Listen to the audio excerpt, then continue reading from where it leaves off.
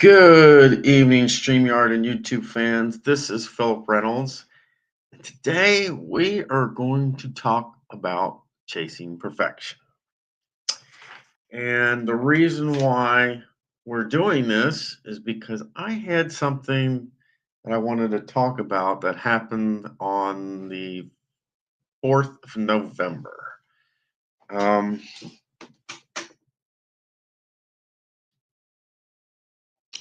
and of course, it happened in one of my favorite games, History Maker Baseball Express.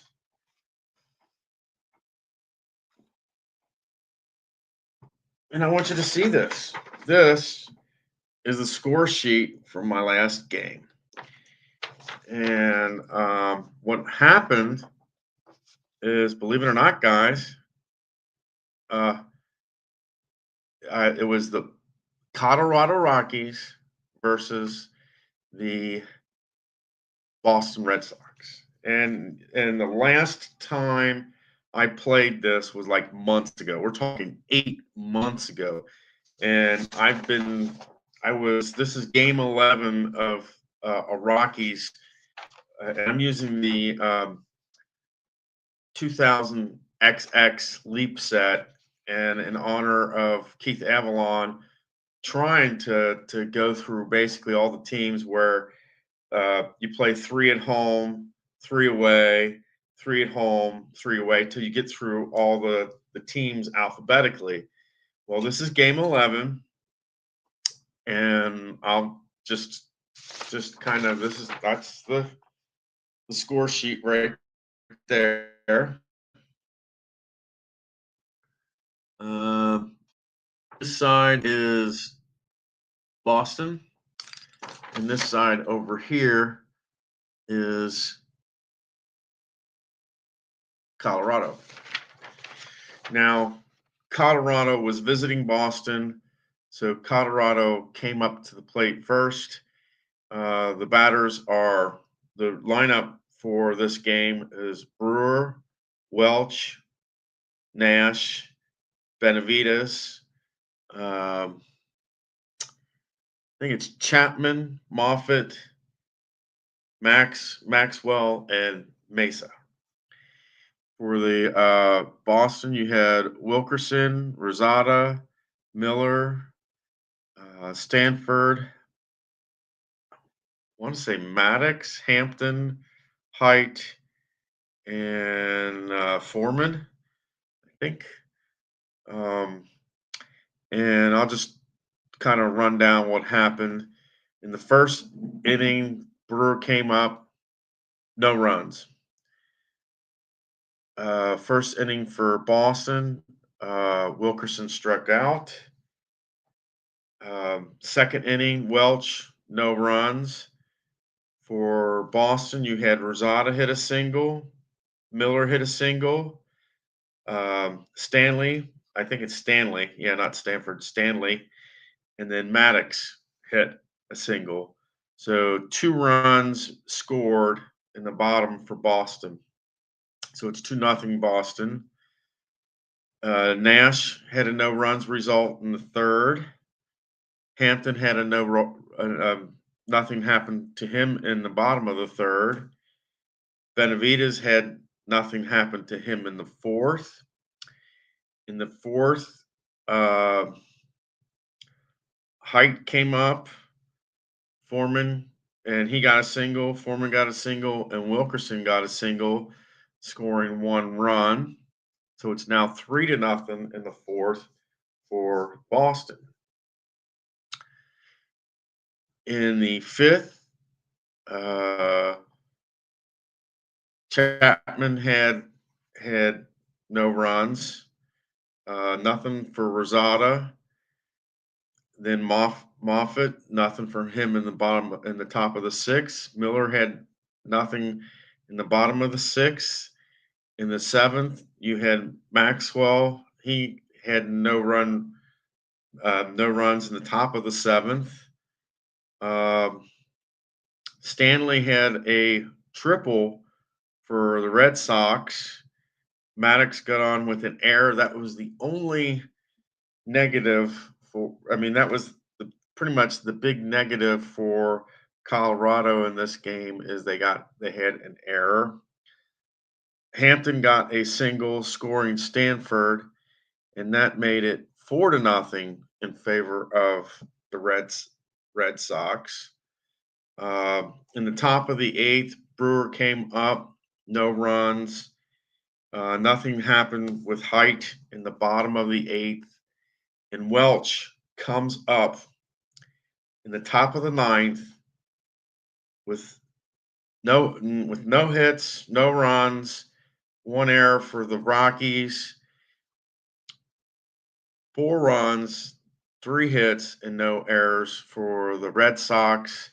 Welch comes up, and what happens is you get a result that said, you know, -1 if Control and Mohammed was the pitcher this entire game for the Red Sox. So Mohammed did have Control, and as a result, it uh, I got my very first perfect game. Unfortunately, I was managing the Rockies, not the Red Sox. That hurts, but it's a perfect game nonetheless. And I will have to say that it was rather boring because it was like I mean, for the first 8 innings, it was nothing but no runs, no run results for the Rockies, and the case basically two lowlights for the Rockies were the error in the bottom of the seventh, the strikeout in the top of the ninth. And for the Red Sox, it's pretty much just the run, single run production is what got them the win. And this is the fourth time. This is the fourth time that I've had a chance to finally get a perfect game, and the Red Sox pulled it off. The first time was Doug Drape back with the Pittsburgh Pirates in the 1990s, and his bid got ousted in the fifth inning by one of the Phillies outfielders, I think. And that was the first time. The second time was in my 1961 Yankees replay, and that was Whitey Ford. He had a perfect bid shot to get a perfect bid, but he fell short. But the most exciting one, I have to say, by far, the most exciting one was Bud Daly's, because it came down to the bottom. They were playing the Tigers. I do remember that. They were playing the Tigers, and it came down to the idea of dot or no dot. Because the quality that was in question was a semi-quality. Daly would have gotten the dot. It would have been a perfect game, and fell short. And that one tore me up inside. But this one, it's perfection. And you may look and say, well, Mesa got an error. Yeah, but he did get an error, but that was for the Rockies, not for the Red Sox. And it was pretty boring because all the results were no runs, no runs, no runs.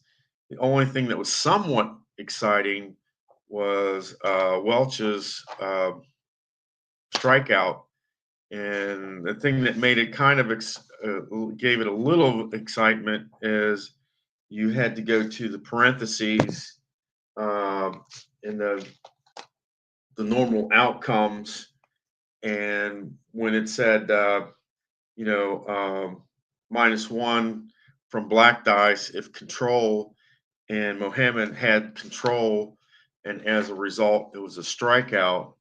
So fourth time is a charm, guys. Finally, uh, I got finally got a perfect game underneath my belt. Um,